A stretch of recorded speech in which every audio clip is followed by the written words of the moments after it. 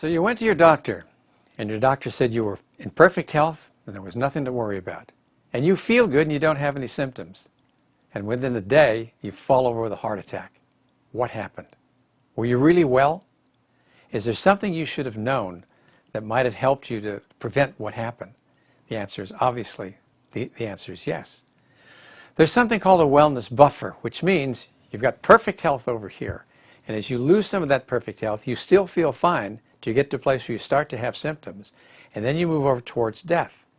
Between here, the place where symptoms start, and perfect health, there's a whole range where you don't have symptoms, but you're losing your reserve health function. That area should be paid attention to.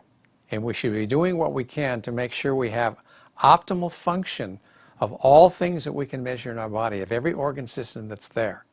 And there are a lot of tests that we can do that are in the mainstream that could be applied on a more regular basis, but they often aren't.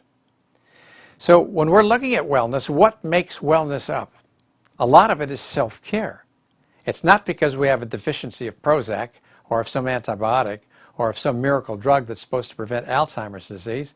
It's because we've lost our reserve function and we're on the way towards having symptoms or even dying from that condition. So what can you do to keep yourself healthy? There are simple lifestyle factors that should always be considered before we do more aggressive things. In fact, there's a whole sequence of things that we should move towards. We start with lifestyle first. If lifestyle doesn't work for whatever reason, then we move to non-invasive therapies, things like acupuncture and chiropractic and homeopathy or imagery, things that aren't going to cause any problems. If that doesn't work, then we start thinking of supplements and herbs or vitamin pills. If that doesn't work, now we should be talking about using medications and surgical procedures and technologies. So that brings us back to, well, what can I do as an individual? What can I do to maintain optimal health and vitality? There are simple lifestyle things like eat a healthy diet. If you don't take in the nutrients your body needs, think of your body as a microscopic industrial plant.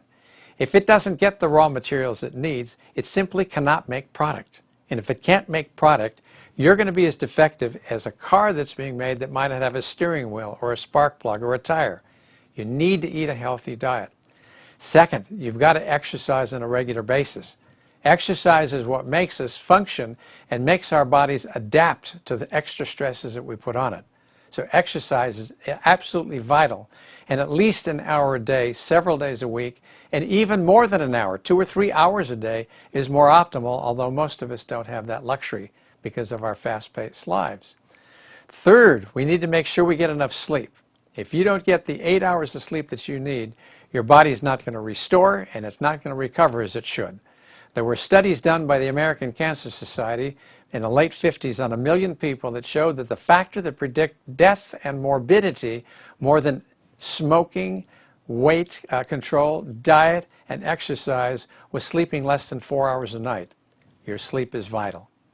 Maintaining a normal weight, critical. We've got an epidemic of obesity and diabetes now because of that, as well as a lot of other diseases that are related to weighing too much.